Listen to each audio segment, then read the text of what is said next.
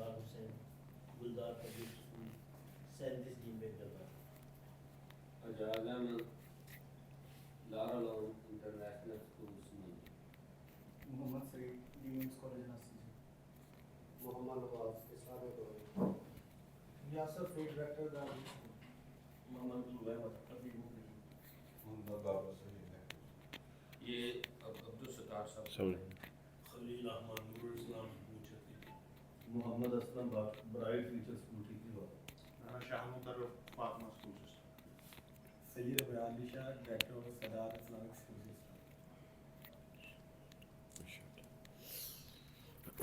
شروع کر دیں پچھلا چلا دو ہلکا جی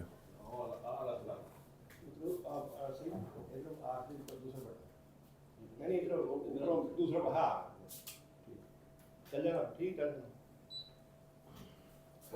کر دیے بسم اللہ الرحمن الرحیم جی بہت شکریہ آپ سب لوگوں کا. میرا نام علی وقار ہے اور میں لاہور سے آیا ہوں اور میرا کوئی تعلیمی ادارہ نہیں ہے اپنا، لیکن شعبہ تعلیم کے ساتھ میری تھوڑی تھوڑی وابستگی رہتی ہے. آج کی نشست میں ہم تقریباً ہمارے پاس کوئی پونا ایک گھنٹہ ہے، 1 گھنٹہ پونا گھنٹہ. اس میں ہم واقعہ کربلا کو اور یہ جو اسٹرگل تھی امام حسین کی اس کو ڈسکس کریں گے، لیکن اس کو ایک آفاقی پیرائے میں اور نئے پیرائے میں ڈسکس کرنے کی کوشش کرتے ہیں، جس میں انسانی معاشرے اور معاشروں میں رہنے والے افراد اور ان افراد کے درمیان جو کشمکش ہے اس کی جو بنیاد ہے اس کو ڈھونڈنے کی کوشش کرتے ہیں. کیونکہ اگر آپ غور کریں اور ایک مذہبی تناظر تھوڑی دیر کے لیے کربلا کے واقعے سے ہٹا لیں تو یہ معاشرے میں رہنے والے افراد کے درمیان کشمکش تھی، کھنچاؤ تھا، کھینچا تانی تھی. تو اب ہم نے یہ ڈیفائن کرنا ہے اور اس کو تھوڑا تجزیہ کرنا ہے کہ وہ کشمکش کیوں تھی، وہ کشمکش کہاں سے آئی تھی، اس کشمکش کے بنیادی محرکات کیا تھے. انہی چیزوں کی بنیاد پہ ہم یہ طے کر سکیں گے کہ کس کی کشمکش میں کس کا کردار درست تھا اور کس کا کردار غلط تھا. یعنی یہ چیز خود بخود ڈیفائن ہو جائے گی بغیر زیادہ کوشش کیے، یہ چیز خود بخود ڈیفائن ہو جائے گی. تو ہم اس کے لیے آغاز کرتے ہیں قرآن مجید کی ایک آیت سے، بہت ہی شاندار آیت ہے اس موضوع کے حوالے سے. سورت الشمس ہے، 91 نمبر سورت، آیت نمبر ہے 7، 8، 9. اللہ تعالیٰ نے فرمایا اعوذ باللہ من الشیطان الرجیم وَنَفْسٍ وَمَا سَوَّاهَا فَأَلْهَمَهَا فُجُورَهَا وَتَقْوَاهَا قَدْ أَفْلَحَ مَنْ زَكَّاهَا وَقَدْ خَابَ مَنْ دَسَّاهَا.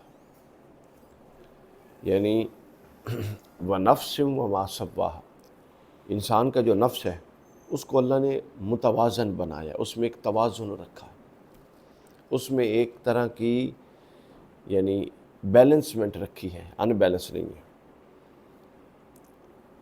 فَأَلْهَمَهَا فُجُورَهَا وَتَقْوَاهَا. اب اس آیت میں، پچھلی آیت میں جو تھا نا کہ وَنَفْسٍ وَمَا سَوَّاهَا، وہ جو بیلنس توازن دیا، اس توازن کا راز کھولا ہے. وہ توازن ایسے دیا کہ فَأَلْهَمَهَا، اس نفس پر الہام کر دیا فجورہا و تقویٰ، تقویٰ بھی اور فجور بھی. ہم میں سے ہر انسان جو صحیح اور غلط کا شعور رکھتا ہے وہ اس آیت میں وہ فلسفہ بیان ہوا ہے کہ اس کے اندر تقویٰ بھی الہام کیا گیا ہے کہ امور تقویٰ کیا ہے، اور شعور بھی اور فجور بھی الہام کیا گیا کہ امور فجور کیا ہے. اس لیے آپ گھر میں بیٹھیں، خلوت میں ہوں، لوگوں میں ہوں، کلاس میں ہوں، فیلڈ میں ہوں، کوئی دنیا کا کام ایسا نہیں کرتے ہم کہ کوئی شخص ایک کام ایسا کرتا ہو کہ اسے پتہ نہ ہو کہ یہ کام غلط ہے یا صحیح ہے. پھر ہمارے دماغ پہ اور ہمارے پوری شخصیت پہ مفادات کا پردہ ہوتا ہے جو غلط جانتے ہوئے بھی ہم سے غلط کرواتا ہے. یا شعور کی پختگی اور طبیعت کی سنجیدگی ابھی اس سطح پہ نہیں پہنچتی ہوتی کہ جو صحیح کو جاننے کے باوجود صحیح کو چھڑوا دیتی ہے۔ لیکن کوئی ایسا نہیں ہے کہ جس کو یہ پتہ ہی نہ ہو، کوئی زندگی میں ایسا کام آپ لوگوں نے کیا جس کے بارے میں آپ لوگ ایک حتمی رائے نہ قائم کر سکیں ہو، یہ صحیح ہے یا یہ غلط ہے، سب کرتے ہیں۔ وہ یہ فلسفہ ہے جو اس آیت میں بیان ہے کہ اس کے اندر الہام کیا گیا ہے تقویٰ کا شعور بھی اور فجور برائی کا شعور بھی۔ یہاں سے شخصیت سازی کا سفر شروع ہو رہا ہے، جو کھولتے جائیں۔ آگے کا قد افلح من زکاہا، اب آپ کے اندر اور آپ کے باہر امور تقویٰ بھی خاص نظم اور ترتیب سے رکھ دیے گئے، اور آپ کے اندر اور آپ کے باہر فجور اور برائیوں کی طرف اور ظلم اور جبر کی طرف کھینچنے والے امور بھی اندر اور باہر دونوں طرف رکھ دیے گئے۔ یہ ہے انسان کا میدان جہاں اس نے اصل پرفارم کرنا ہے انسانیت۔ قد افلح من زکاہا، فلاح اب وہ پائے گا جو امور فجور کو، وہ داخلی ہوں یا خارجی ہیں، ان کو اتنا ضبط کے اندر اور کنٹرول میں رکھے گا کہ وہ اس کی شخصیت پر حاوی نہ ہو سکے، اور امور تقویٰ کو اتنا پروان چڑھائے گا کہ وہ شخصیت پر حاوی ہو جائے۔ یہ کتنی لاجیکل بات ہے ساری، سمجھ رہے ہیں نا؟ یہ کتنی لاجیکل بات ہے۔ یعنی اب یہ اللہ تعالیٰ نے یہ والا ماڈل بنا کے ہمارے اندر رکھ دیا ہے۔ اس کے بعد اللہ کی مدد ہے، اس کی طرف سے انبیاء کا پیغام ہے، اس کی طرف سے عقل اور شعور ودیت کیا گیا ہے، کرنا اس کے بعد آپ نے، اللہ نے نہیں کرنا، بس یہی تو انسان کا میدان ہے۔ وہ جانور ہے جن کے اندر جبلت رکھ دی اور شعور یہ والا نفس، اور صحیح اور غلط کی تمیز نہیں رکھی گئی، اس لیے وہ جواب دہ نہیں ہے۔ تو اگر نفس رکھ کے جس کو یوں توازن دیا اور جس میں خیر اور شر دونوں کا شعور رکھا، اگر پابند اللہ کر دیتا تو پھر کیا جواب طلبی کی کیا اساس بنتی؟ نہیں بنتی۔ ملائکہ کے اندر یہ جو نفس ہے یہ موجود ہے، مگر اس کے اندر فجور نہیں ہے۔ ملائکہ کا نفس اور ہے، نفس تو روح کو کہتے ہیں نا، وجود کو۔ ملائکہ کا وہ جو وجود ہے اور ان کی جو جوہر ہے وہ کیا ہے؟ اس کے اندر شر نہیں ہے۔ جانوروں کا جو جوہر ہے اس کے اندر شعور اور خیر نہیں ہے، وہ اپنی ایک جبلت پہ ہیں، یعنی ان میں شر نہیں ہے لیکن وہ جبلت پہ ہیں۔ شیخ سعدی رحمۃ اللہ علیہ نے ایک شعر لکھا تھا کہ نیش اقرب نہ از رہے کی است، اقتضائے طبیعتش این است، کہ جو بچھو ڈستا ہے وہ کسی دشمنی کی وجہ سے نہیں ڈستا، وہ بہت کم ہے، کسی نے مارنے کی کوشش کی، تنگ کیا تو وہ اس نے ڈس لیا۔ حقیقتاً وہ ڈسنا اس کی جبلت کا تقاضا ہے، اور وہ اپنی فطرت سے مجبور ہوتا ہے، ڈس لیتا ہے۔ تو قد افلح، فلاح اب وہ پائے گا، اب یہ میدان ہے، اصل یہ ہے، یہ گراؤنڈ جو اللہ نے بنا کے دیا ہے۔ اس گراؤنڈ پر پھر حسین بھی کھیلے اور یزید بھی کھیلا، اور دونوں پھر اپنی اپنی قدروں کے مطابق کھیلے۔ یہ ہے میدان جو بنا کے دے دیا، یہ ہے سامان جو اندر رکھ دیا، شعوری سامان، اور اب پھر جد و جہد کے لیے زندگی کا عرصہ دورانیہ ہم کو دے دیا کہ اس کے اندر کر کے اپنے آپ کو پروو کرنا ہے، اور میں بیٹھا دیکھ رہا ہوں کہ تم فلاح، قد افلح من زکاہا، فلاح کی طرف جاتے ہو، وقد خاب من دساہا، یہ تباہی کی طرف جاتے ہو، تم نے خود جانا ہے۔ ومن شاء فلیؤمن فمن شاء فلیکفر، سورۃ الکہف میں تم میں جو اب چاہتا ہے ایمان لے آئے، جو چاہتا ہے کفر کر لے۔ یہ ہے وہ بنیادی چیز انسان کے ضمیر میں روز اول سے جو چیز ودیعت کر دی گئی اور مجبور ہے اور موجود ہے، یہ انسان کی تکوینی ساخت میں موجود ہے۔ کوئی انسان جو انسان ہے وہ اس سے بری و ذمہ نہیں ہے، الا یہ کہ کوئی استثناء ہو، کوئی پاگل ہو گیا، کوئی خدا نخواستہ پیدائشی ڈسیبل ہے، اس کا دماغ کام نہیں کرتا۔ اب جس ماحول میں انسان رہے گا اسی نوعیت کی، یا جس طرح کے اس کے رجحانات بنیں گے اسی نوعیت کی اس کی وہ صلاحیت متعلقہ فجور یا تقویٰ وہ پروان چڑھے گی۔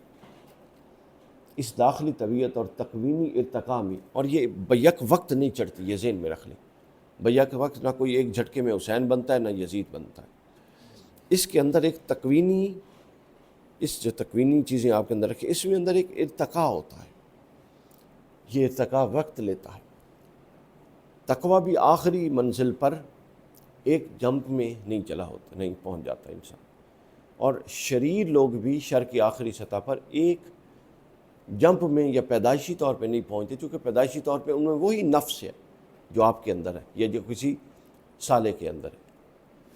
پرابلم یہ ہوتا ہے کہ اپنے آپ کو اس ماحول میں ڈھالتے چونکہ جو تقویٰ کا ماحول ہے وہ کمفرٹیبل نہیں ہوتا، یہ ذہن میں رکھ لیں، یہ ہے اصل چیز۔ تقویٰ کے ماحول میں آپ نے ایک مستقل جنگ جاری رکھنی ہے اس شعور کے ساتھ کہ میں نے آگے بڑھنا ہے۔ لیکن جو فجور کا ماحول ہے وہ کمفرٹیبل ماحول ہے۔ اس کی امام غزالی نے مثال دی، غزالی اسکول میں بیٹھے ہیں سندھو صاحب کی خدمت میں، تو امام غزالی کی مثال آ گئی۔ امام غزالی رحمۃ اللہ امام غزالی بہت بڑے آدمی ہیں، بہت بڑے فکر میں، فکریات کے باب میں اگر آپ کہیں نا کہ پوری امت میں دو نام، تو ایک غزالی اور ایک اقبال، اور غزالی چونکہ پرانے ہیں، ادب احترام ہے، پھر دو میں سے کوئی ایک کہے تو پھر ہم اقبال کا نام دیں گے، غزالی علیہ الرحمہ کو بھی پیچھے چھوڑ دیں۔ اچھا، تو میں یہ عرض کر رہا تھا کہ یہ ارتقاء ہوتا ہے انسانی معاشروں میں۔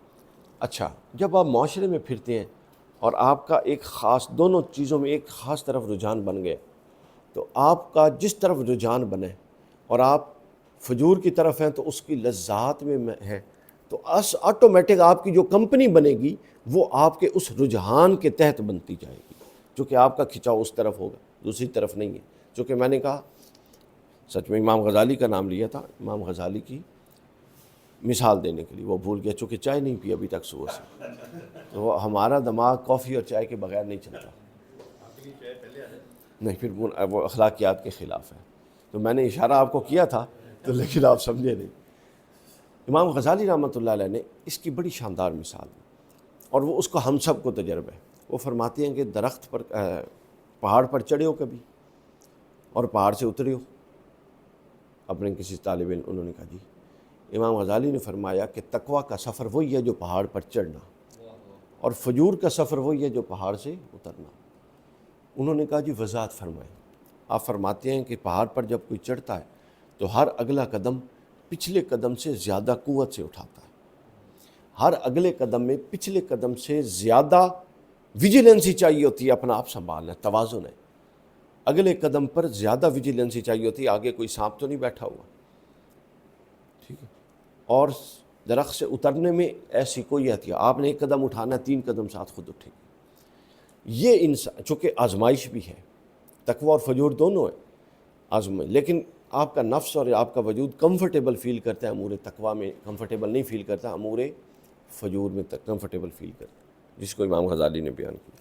تو میں عرض کر رہا تھا کہ پھر آپ جس ماحول میں جاتے ہیں اس ماحول کے لوگ آپ کو اٹریکٹ کر، یوں آپ کی ایک کمپنی بن رہی ہوتی ہے۔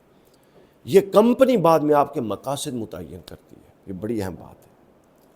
آپ کا مقصد آپ سمجھتے ہیں آپ نے اپنا مقصد متعین کیا، نہیں۔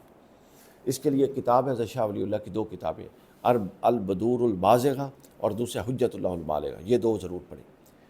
انسانی طبیعت انسان کے پورے وجود، فکر اور روحانیت پر غیر معمولی تسلط رکھتی ہے۔ اگر طبیعت کو شریعت کے تحت ڈھالا نہ جائے بار بار کی ریاضت سے، محنت سے، تو طبیعت جو ہے وہ غالب آ جاتی ہے اور شریعت مغلوب ہو جاتی ہے۔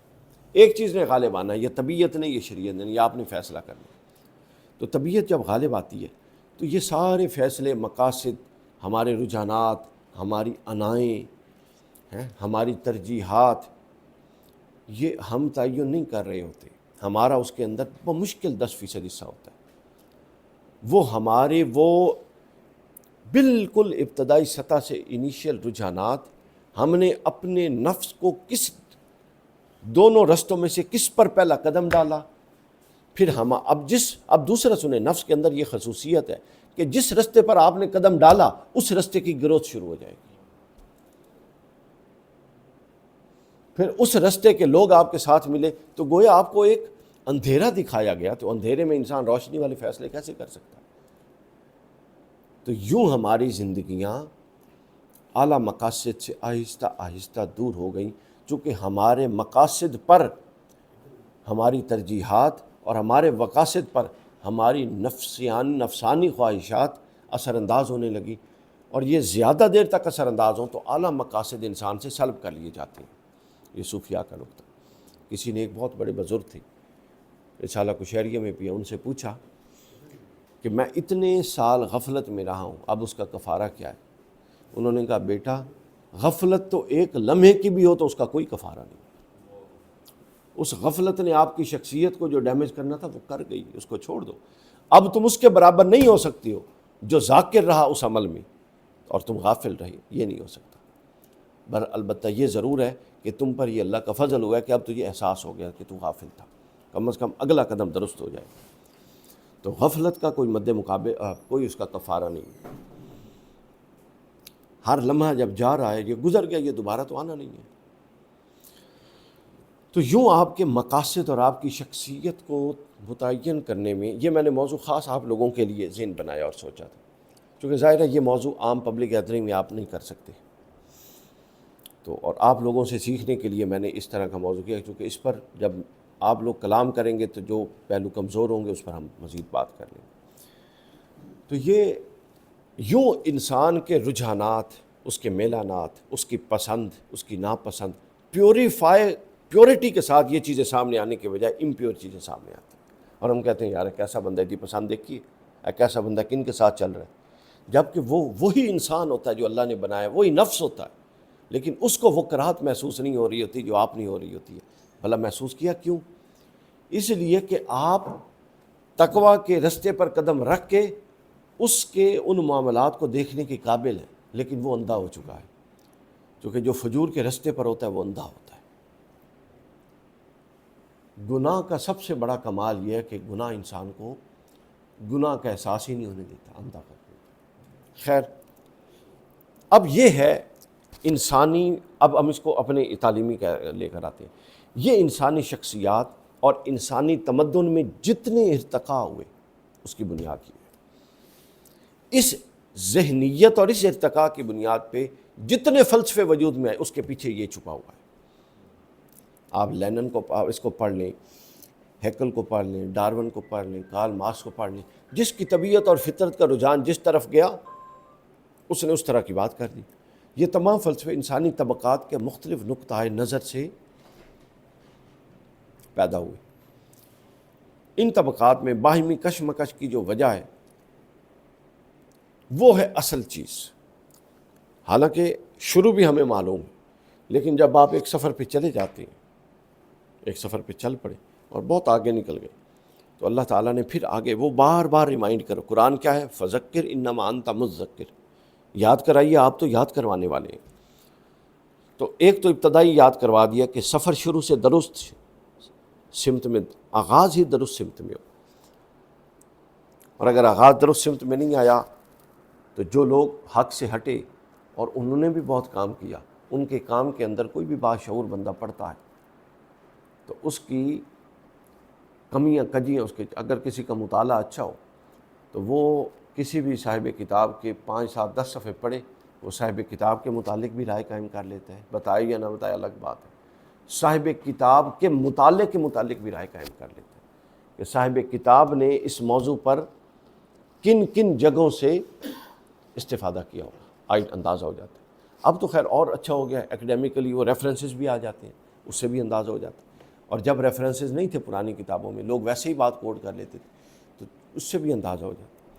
تو یہ جو باتیں ہیں، یہ کشمکش جو ہے، قرآن مجید نے اگلے لمحے پر جب آپ 5 10 15 20 کلومیٹر یعنی 15 20 سال کے سفر کر چکے ہیں، 25 سال کا، پھر ایک دفعہ اس کو ریمائنڈ کروایا اور اس کی بنیاد کی طرف دوبارہ پلٹایا، اور یہ زیادہ ضروری تھا، چونکہ ہر نفس کے اندر ایک نفس مدرکہ ہوتا ہے، ہمارے اندر جو شعور ہے، اس ہر چیز کا ایک محل ہے انسانی وجود میں، جو روح ہے اس کا محل قلب ہے، مقام، محل کا مطلب مقام، یہ نہیں کہ روح دل کے اندر رہتی ہے، نہیں، اس کا روحانی طور پہ ایک مقام ہوتا ہے، وہ قلب ہے، ٹھیک ہے۔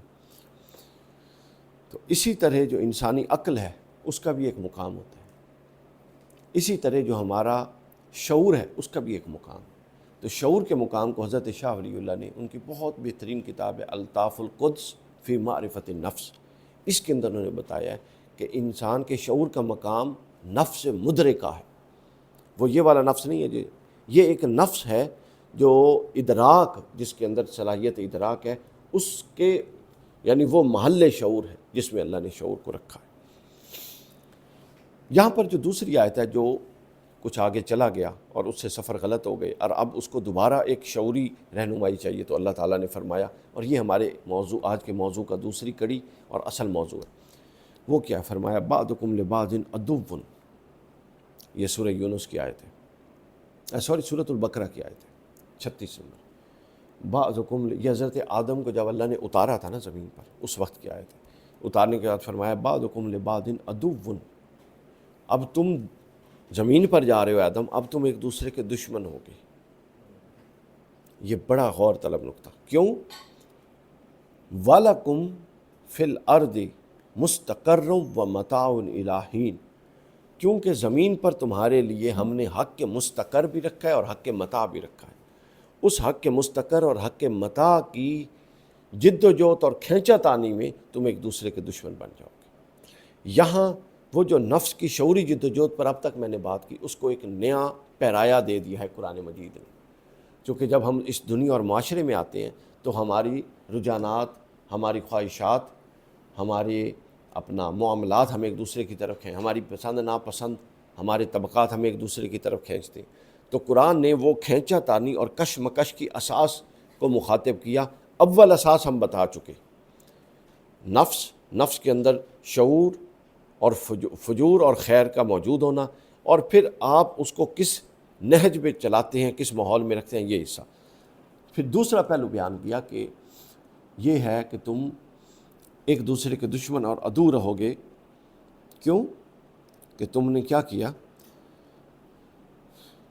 کہ تم میں ہم نے دو چیزیں رکھی ہیں جو باعث کشمکش ہوں گی، حق متاع اور حق مستقر۔ اب میں اس کو جدید ٹرمینالوجی میں بتا دیتا ہوں۔ حق متاع جینے کو حق کو کہتے ہیں، اور حق مستقر رہنے کے حق کو کہتے ہیں۔ حق متاع معاشی آزادی کے حق کو کہتے ہیں، اور حق مستقر مذہبی اور سیاسی آزادی کے حق کو کہتے ہیں۔ سمجھ گئے؟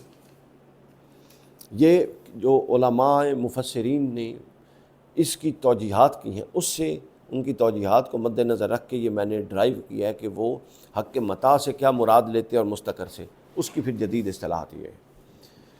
یعنی حق متاع یہ ہوا کہ گویا تم کسی کا غلام بنے بغیر، چونکہ وہ معاشی آزادی کا حق ہے، غلام بنے بغیر اللہ کی عطا سے اپنی جملہ معاشی ضروریات پوری کر سکتے ہو، کسی کے پابند نہیں ہو۔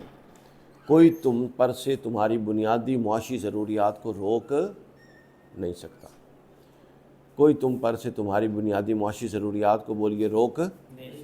یہ حق متاع دے کر اللہ نے ہمیں بھیجے۔ دو یہ حق ہیں جو اللہ نے ہر انسان کو دے کر بھیجے۔ جتنی زمین پر کشمکش ہے وہ ان دو حقوق کے درمیان ہے، اور اگر پیچھے سے نفس کو صحیح طور پہ تقویٰ کی منزل پہ ڈالا جائے تو پھر اس کشمکش میں ویسے ہی مددگار ہوتا ہے۔ اور وہ لوگ بھی اس کشمکش میں آتے ہیں جو تقویٰ کی منزل سے چلے، آگے آ کے وہ اس کشمکش میں منفی طرف کھڑے ہوتے ہیں، مثبت طرف کھڑے ہوتے ہیں، اور جو فجور کے راستے پہ چڑھے آگے آ کے اس کشمکش میں وہ منفی طرف کھڑے ہوتے ہیں۔ جب دو حقوق واضح طور پر اللہ تعالیٰ نے دیے تو وہ طبقہ جو فجور اور برائی میں تھا، حد سے بڑھنے والا تھا، جس نے فجور کو پروان چڑھایا، طبعاً شریر تھا، شر پسند تھا، تو اس کا شر اس کو اس طرف لے جاتا ہے کہ وہ جو کچھ اس کے پاس ہے اس پر راضی نہیں رہتا۔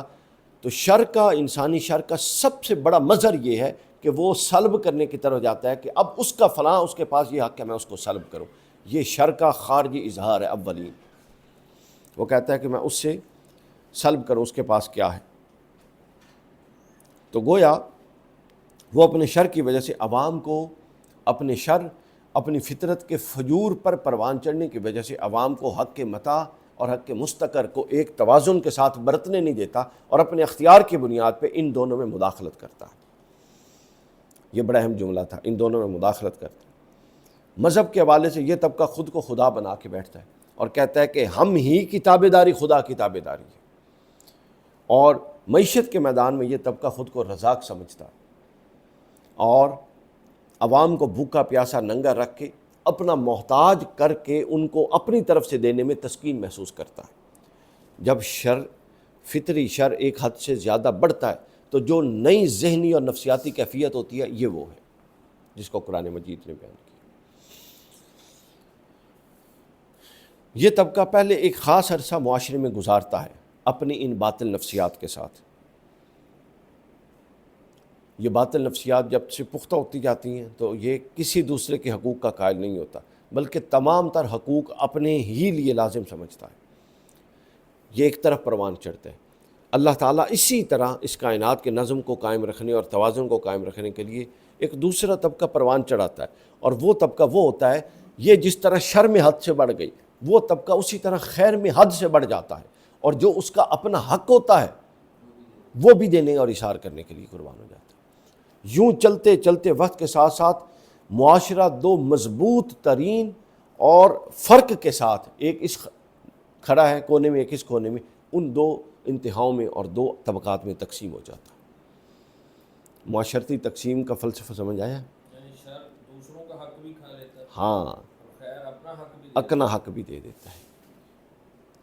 اصل تو توازن ہے نا، کہ دوسرے کا کھائنا اور اپنا دینا، لیکن جب حق آگ سے بڑھتا ہے آگے تو وہ عدل سے احسان کی طرف جاتا ہے، اور احسان یہ ہے کہ اپنا بھی دے دے، اور شر جب حد سے بڑھتا ہے تو وہ ظلم کی طرف جاتا ہے، اور ظلم یہ ہے کہ اپنے پر قیاس نہ کریں صرف، بلکہ دوسرے سے بھی لیں۔ یوں دو طبقے وجود میں آتے ہیں۔ تو وہ طبقے جن کی داخلی ابتدا فَأَلْهَمَهَا فُجُورَهَا سے ہوئی تھی، پھر بَعْضُكُمْ لِبَعْضٍ عَدُوٌّ تک پہنچے، اب یہ اپنی انتہائی صورت میں حق اور باطل کے دو نمائندوں یا دو نفسیات یا دو قوتوں کی صورت میں معاشرے میں ابھرتے ہیں، جس کو علامہ اقبال نے بھی بیان کیا، جس کو ہم آخر میں کریں گے۔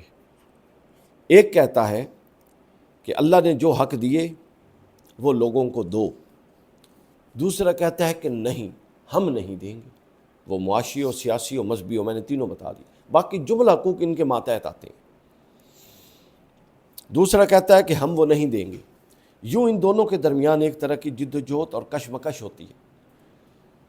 جو پازیٹیو طبقہ ہے وہ چونکہ حد سے بڑا ہوتا ہے خیر کے امور میں، لہٰذا وہ اس خیر کو باقی رکھنے کے لیے اپنا سب کچھ قربان کرنے کے لیے بھی کھڑا ہو جاتا ہے، کیونکہ اس کا مطمع نظر یہ ہوتا ہے اور اس کی تربیت اس طرح ہوئی ہوتی ہے کہ حق ہم یہاں پر موجود اس لیے ہیں کہ حق باقی رہے، تو لہٰذا وہ اپنے آپ کو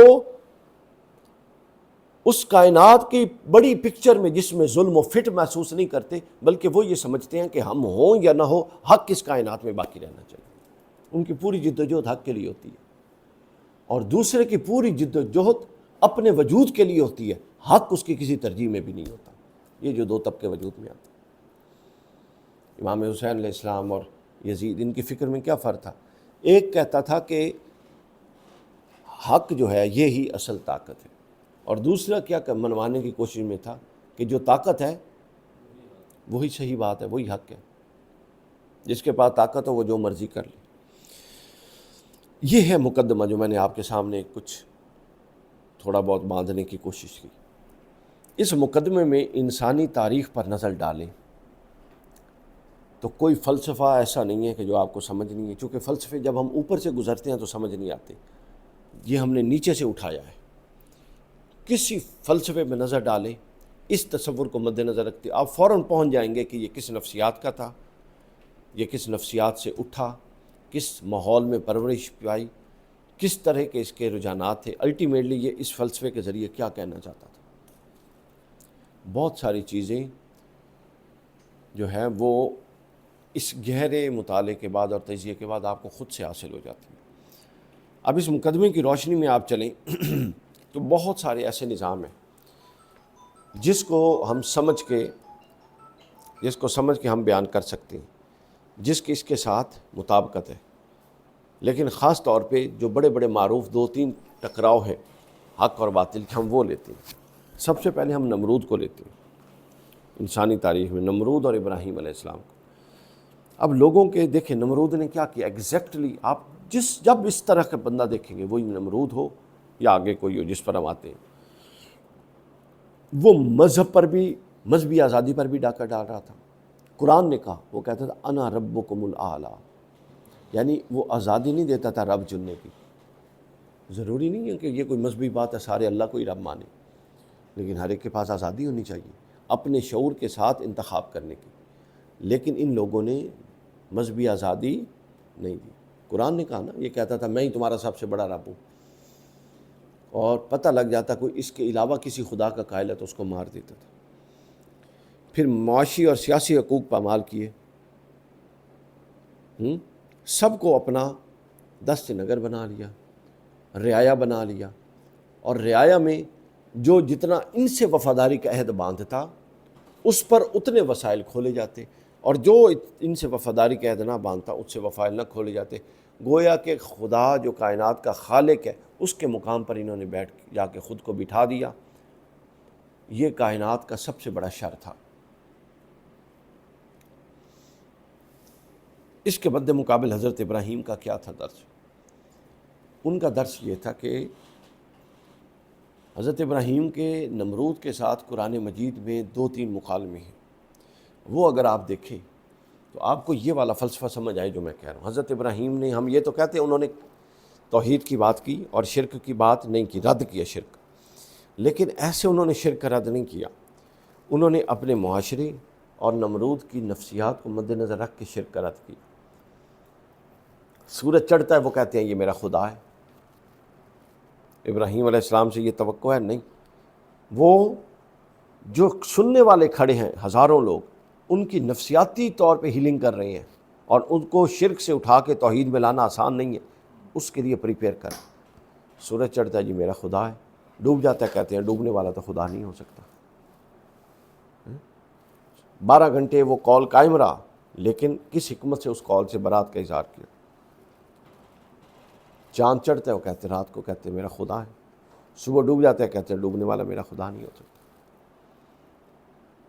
سنیں تو انہوں نے یہ اس طرح کے جو ان کے مکالمے ہیں وہ یہ بتاتے ہیں کہ وہ اولاً یہ شعور دے رہے تھے لوگوں کو یہ نمرود سے مکالمے کر کے کہ خدا کا انتخاب یہ تمہارا ایک ایسا مسئلہ ہے جس کو تم آزادانہ اپنی فکر کی روشنی میں اور جن دلائل سے تم مطمئن ہوتے ہو انبیاء کے یا جس کے بھی، اس سے انتخاب کرنا ہے، چونکہ اس کا نتیجہ تم نے خود بھگتنا ہے.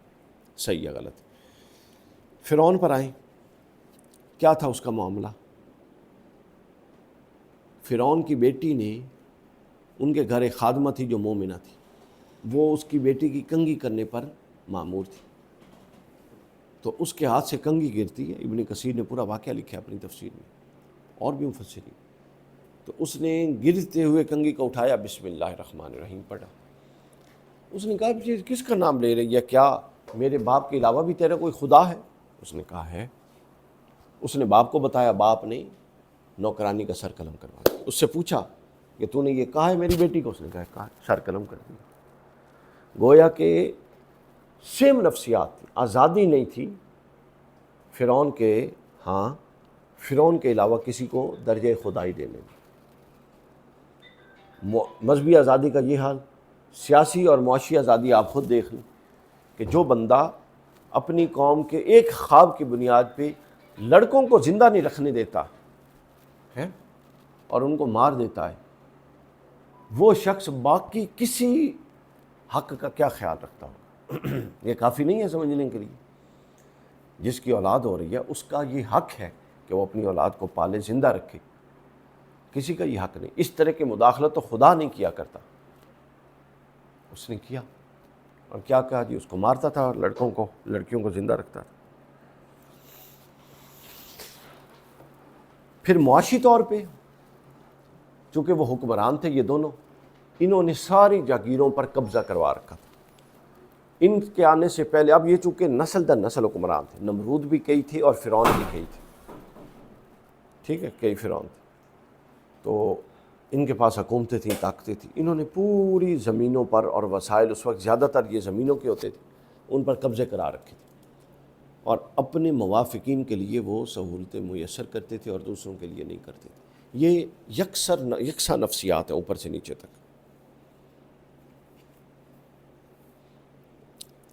اب آپ اس کشمکش کو آگے لے کر آئیں اور میدان کربلا یا امام حسین اور یزید کی جدوجہد تک پہنچے. ایگزیکٹلی یہی نفسیات یزید کی تھی. آپ نے شاید وہ پوری تفصیل نہیں سنی, ہم نے رات کو بہت ساری باتیں پچھلے 2-3 پروگراموں میں کر چکے. اس کے اندر ہاں بھی یہی تھا کہ مذہبی آزادی, سیاسی آزادی اور معاشرتی آزادی حاصل نہیں تھی. امام حسین نے کیا کہا تھا کہ میں بیعت نہیں کرتا, یہ ان کی سیاسی رائے تھی اور ان کو حق تھا کہ وہ اپنی رائے پر قائم رہیں. لیکن کیا ہوا, مدینہ میں خط پہ خط آئے, مدینہ میں قاصد پہ قاصد آیا, ولید بن عقبہ بار بار بلاتا, مروان بلاتا, تنگ کرتے. بالآخر ان کو سکون سے نہیں رہنے دیا, وہ مکہ چلے گئے. مکہ سے پھر بار بار قاصد, بار بار خطوط, پھر کوفہ سے خطوط, ان کو وہاں نہیں رہنے دیا, وہ کوفہ سے مکہ سے کوفہ چلے گئے. اور کوفہ جاتے ہوئے رستے میں حر نے لیا اور وہ کربلا کی طرف لے گیا, چونکہ وہ یہ مارکہ شہری علاقوں میں نہیں کرنا چاہتے تھے. معلوم تھا نا آل رسول ہیں, اور کوفہ میں بہت محبان تھے. بے شک وہ بعد میں 100 کارڈ ثابت ہوئے, لیکن محبان تھے اہل بیت کے. تو وہ پھر سائڈوں پہ لے کر اور یہ واقعہ ہو. تو یزید کی نفسیات بھی یہی تھی, سیاسی آزادی نہیں. یعنی جس نے 4 لوگوں نے, حضرت امام علی مقام نے, حضرت عبداللہ بن عمر نے, حضرت عبداللہ بن عباس نے اور عبداللہ بن زبیر نے, 4 لوگوں نے اس کے خلاف, یعنی یہ تو 4 بڑے نام تھے نا, خلفاء کے بیٹے, بڑے بڑے صحابہ کے بیٹے اور نامور لوگ, نہ جانے اور کتنے ہوں گے. انہوں نے صرف یہ کہا کہ ہم نے بیعت نہیں کرنی, ہم اس کے کردار سے اس کو اہل ہی نہیں سمجھتے. اس نے کیا کیا, ساری سلطنت چھوڑ کے ان 4 کے پیچھے لگ گیا. اس کی وجہ کیا؟ اس کی وجہ یہ تھی کہ اس کو خطرہ تھا. 4 سے کیا کرتا؟ خطرہ یہ 4 وہ تھے کہ 4 میں سے کوئی بھی کھڑا ہوتا تو الٹرنیٹ خلیفہ کے طور پہ چیلنج بن سکتا تھا, عام بندہ نہیں بن سکتا تھا. کسی نے بھی بیعت نہیں کی. عبداللہ بن عمر سے متعلق قول ملتا ہے, لیکن ہمارے نزدیک وہ کمزور ہے, اور کسی نے بیعت نہیں کی. امام حسین نے سر دے دیا, عبداللہ بن زبیر نے سر دے دیا, شہید ہو گئے. مکہ پر حملہ ہوا, ان کی لاش کو خانہ کعبہ میں لٹکائے رکھا, ٹھیک ہے, سر دے دیا, کسی نے ان کی بیعت نہیں کی. ان چاروں میں سے حضرت امیر معاویہ کی کسی نے کی ہے؟ حضرت معاویہ کی جو دیکھیں, جو حضرت معاویہ والا معاملہ ہے وہ اس سے مختلف ہے, چونکہ وہ کشمکش یہاں سے شروع نہیں ہوئی تھی. وہ کشمکش پرانی چل رہی تھی شہادت حضرت عثمان سے, شہادت حضرت عثمان سے چل رہی تھی. اور وہ یہ چاہتے تھے کہ وہ حضرت علی جب خلیفہ بنے تو انہوں نے حضرت علی سے کہا کہ آپ ان کا قصاص لیں. حضرت علی کا نقطہ نظر یہ تھا کہ آپ حکومت سے قصاص کا مطالبہ کر رہے ہیں اور حکومت کو نہیں مانتے. پہلے آپ حکومت کے ماتحت تو آئیں. جب آپ حکومت کے ماتحت آئیں گے پھر ہم مل کر آپ کے بھی لوگ لیں گے, اپنے بھی انکوائری کروائیں گے. چونکہ قتل عثمان ایسا نہیں کہ ایک فرد نے کیا, وہاں تو سینکڑوں کا مجمع تھا, اور موب کی انکوائری ایک الگ ایشو ہوتی ہے, اور فرد واحد کا قصاص شریعت اسلامی میں ایک الگ موضوع ہے. ان چاروں نے حضرت امیر معاویہ کی بیعت کی, خاموش تھے بالکل, انہوں نے تائید کی انہوں تھی. نے زور لگایا ان پہ کہ نہیں؟ انہوں نے اس طرح کا زور نہیں لگایا تھا, ٹھیک ہے. اس طرح کا زور لگانے کی ضرورت نہیں پڑی تھی. جب امام حسن نے جو صلح کر لی تو باقی سب بھی خاموش ہو گئے. تو امام حسن کی صلح گویا کہ ان سب کی طرف سے پیغام صلح تھا. لیکن امام حسن والی صلح انہوں نے یزید کے ساتھ قائم نہیں رکھی. اگر صلح قائم رکھتے تو یزید کو حضرت معاویہ نے خود اپوائنٹ کیا تھا. یزید تاریخ اسلامی کا پہلا خلیفہ تھا جو اپنے باپ نے خود بیٹے کو اپوائنٹ کیا, اس سے پہلے کسی بیٹے کو اپوائنٹ نہیں کیا. لوگوں کو غلط فہمی ہے کہ امام حسن کو اپوائنٹ کیا تھا, نہیں, حضرت علی نے کوئی اپوائنٹ نہیں کیا, حتیٰ کہ شہادت تک لسٹ میں امام حسن شامل ہی نہیں تھی. سر اس کی کیا وجہ ہے کہ پہلے بھی یہ لوگوں کا خیال ہے کہ حضرت امیر معاویہ نے بائی فورس جو حکومت لی تھی, اور اس کے بعد بیٹا اپوائنٹ, اور حضرت امام حسین نے فرمایا تھا یہ فیصلہ کا نہیں ہے. اس کی کیا وجہ ہے کہ اپنا ہی بیٹا اپوائنٹ کرنے کی کیا ضرورت ہے؟ اب یہ تو وہ بتائیں جنہوں نے کیا ہے, میں کیا بتا سکتا ہوں. ہم تو اس فیصلے کو, میرے مطابق یہ فیصلہ غلط تھا, بیٹے کی محبت میں کیا. اس کے بارے میں دوسری رائے اور بھی علماء نے دی. انہوں نے یہ کہا, ان کے ذہن میں یہ تھی کہ اتنے طویل عرصے سے خانہ جنگی رہی, اور پھر اب 20 سال ہوئے خانہ جنگی بند ہوئی ہے, تو پھر ابھی امت کے شورائی نظام پر اس فیصلے کو دوبارہ ڈالنا پھر قبائلی عصبیتوں کو جنم دے گا. تو لہٰذا بہتر یہ ہے کہ نامزد کر دیں. یہ جو لوگ ان کا دفاع کرتے ہیں ان کی طرف سے دلیل آتی ہے. تو دیانتداری کا تقاضا یہ ہے کہ آپ سارے دلائل سامنے, تو ان کی طرف سے یہ دلیل آتی ہے کہ انہوں نے یہ سوچا. لیکن ہم اس فیصلے کو کسی طور پہ درست نہیں سمجھتے, نہ یہ رسول اللہ کی سنت, نہ ابو بکر کی سنت, نہ عمر کی, نہ عثمان کی, نہ علی کی, یہ ہے ہی نہیں. اس نے وہ بنیادیں ڈالی جو پھر ہم واقعہ کربلا کی صورت میں دیکھ رہے ہیں۔ تو میں یہ عرض کر رہا تھا کہ امام حسین ان 4 لوگوں کو اس نے سکون سے نہیں بیٹھنے دیا۔ کیوں؟ یہ حافظ صاحب والا سوال دوبارہ ایڈریس کر دیں۔ چونکہ پوری ملت اسلامیہ میں یہی 4 لوگ تھے جو یزید کے خلاف سٹینڈ لے سکتے تھے۔ اور دوسرا کیوں کیا؟ بہت اہم پوائنٹ ذہن میں رکھیں۔ حضرت معاویہ نے اپنے دور میں یزید کے لیے بیعت لینا اور یزید کی پروپوگیشن شروع کر دی تھی۔ ٹھیک ہو گیا؟ اب اور ان تک خبر پہنچ چکی تھی کہ کون لوگ ہیں جو یزید کے ساتھ ہم آہنگ نہیں ہیں۔ یہ 4-5 لوگ وہی تھے جو ان کو خبر تھی۔ یزید نے اس لیے بغیر، یہ نہیں ہے کہ انہوں نے خط لکھا جی ہم بیعت لے رہے ہیں اور یہ 4 نہیں کر رہے، یزید نے دمشق سے، شام سے 4 کا نام لکھ کے خط لکھا کہ ان 4 سے بیعت لو۔ اس سے واضح ہوتا ہے کہ ایک پس منظر موجود تھا جو بالکل کلیئر ہے، صاحب مطالعہ پر وہ واضح ہے۔ ابن کثیر نے لکھا ہے البدایہ والنہایہ میں، طبری نے لکھا ہے اپنی تاریخ میں، اس کا امام ابن اسیر نے لکھا ہے تاریخ الکامل میں، انہوں نے یہ ساری بات لکھی۔ خیر، ہم واپس آتے ہیں واقعات سے، ہم فکریات سے واقعات کی طرف پلٹ رہے تھے۔ تو خیر یزید کے ہاں بھی یہ ساری، بلکہ آپ یہ کہیں بے شک وہ ظاہراً کلمہ گو تھا، لیکن یہ جو باطل نفسیات ہیں وہ فرعون اور نمرود سے اس کی آگے بڑھ گئی تھی، کیونکہ فرعون موسیٰ کو نبی نہیں مانتا تھا اور اس نے مخالفت کی۔ یزید تو حسین کو نبی کا بیٹا مانتا تھا اور یہ سب کچھ کیا۔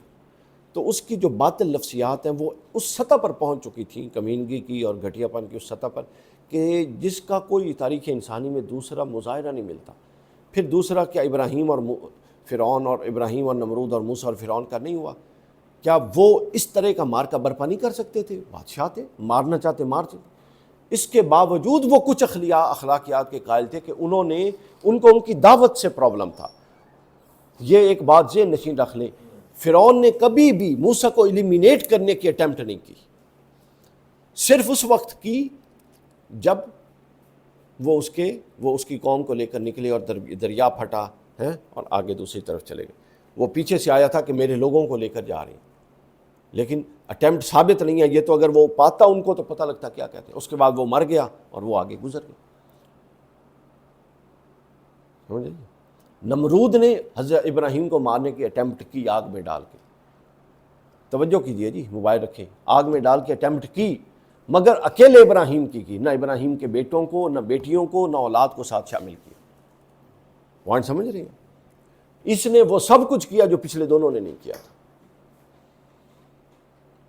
سمجھ آئیے؟ اگر امام حسین سے معاملہ تھا تو امام حسین وہ کہہ دیتے جی ہم آپ سے جنگ کرنا لڑنا چاہتے ہیں، آپ آ جائیں، باقیوں کو چھوڑ دیتے۔ پھر حتیٰ کہ شہادت کے بعد سب شہید ہو گئے، امام حسین بھی، خیموں کا لوٹنا، پھر رسول اللہ کی صاحبزادیوں کو بیڑیاں پہنانا، رسیوں میں باندھنا، 3 مہینے پھرا کے شام تک لے کر جانا، ہر شہر میں ذلت کرنا اور لوگوں کو اکٹھا کرنا، اور قیدی، لوگوں کو تو نہیں معلوم تھا، قیدی کہہ کے جناب پتھر مروانا، پھر یزید کے دربار میں لے جانا، وہاں قیدیوں کی سیڑھیوں پہ کھڑا کرنا۔ کیا یہ سب کچھ انسانیت تھا؟ اس میں یہ سب چیزیں اکٹھی تھی۔ تو گویا جس طرح یزید میں یہ معاملات فرعون اور نمرود سے آگے بڑھے ہوئے تھے، اسی طرح حسین میں خیر کے معاملات اپنی آخری سطح پر کے ہوئے تھے۔ تو یہاں ایک بہت شاندار جملہ ہے جو میں اکثر کہا کرتا ہوں، چونکہ امام حسین حق اور باطل کا وہ آخری مارکا تھا، الحسین منی و انا من الحسین، جس نے لکیر لگا دی۔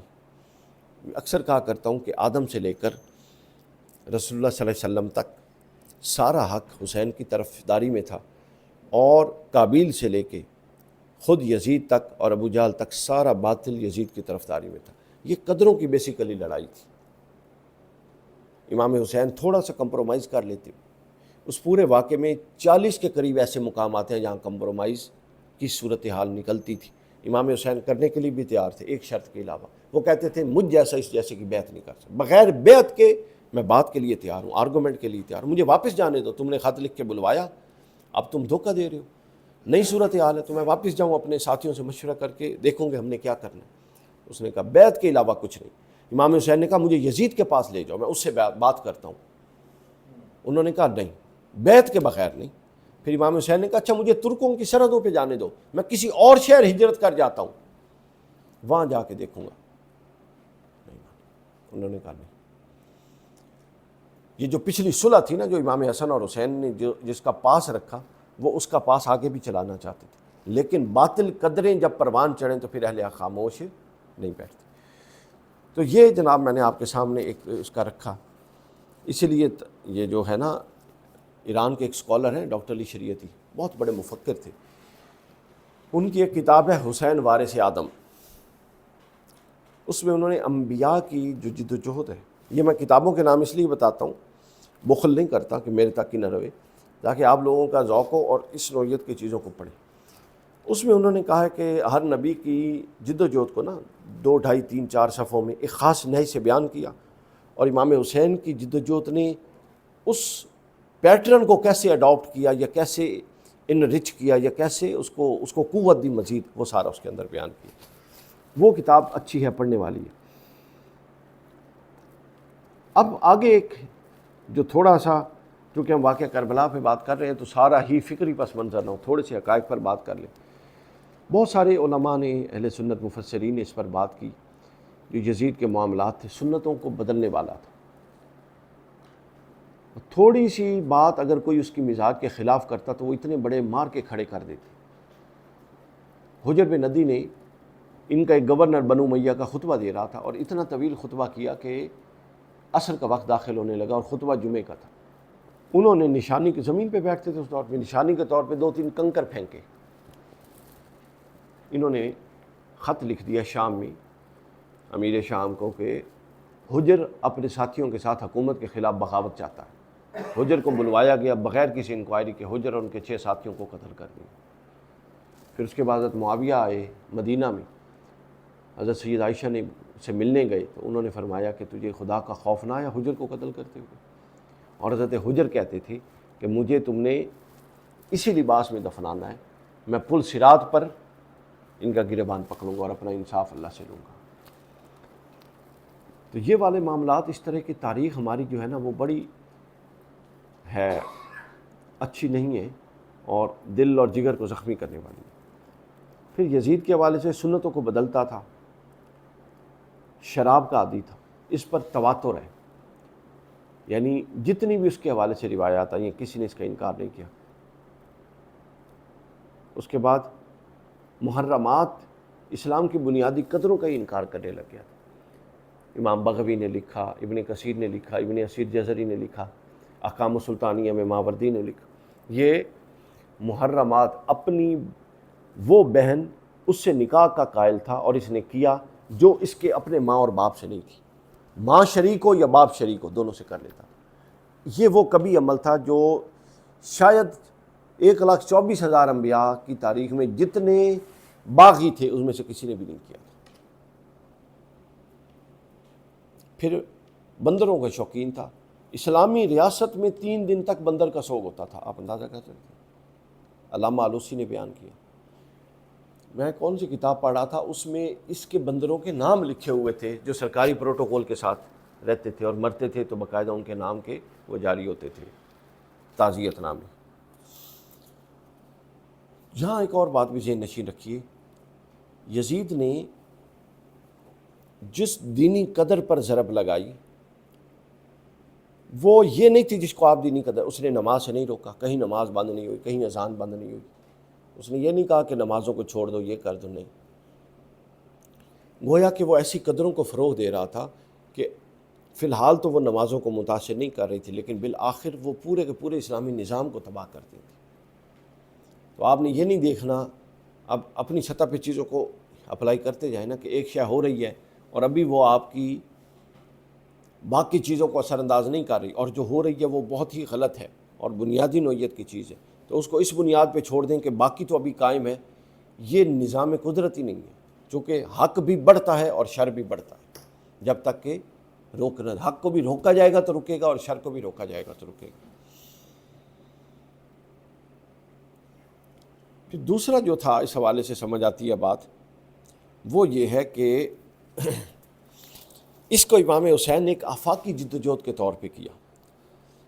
دیکھیں، کسی کو، سب کو اپنے بچے پیارے ہوتے ہیں، اتنی بڑی قربانی کے لیے کوئی بھی عام بندہ کبھی بھی تیار نہیں ہوتا، کوئی ایسا بندہ تیار ہوتا ہے جو شاید یہاں دنیا میں چلتے پھرتے بھی اپنی آنکھوں سے خدا کو دیکھتا ہو اور ہم کلام ہوتا ہو، وہی اتنے بڑے معاملے کے لیے تیار ہو سکتے ہیں۔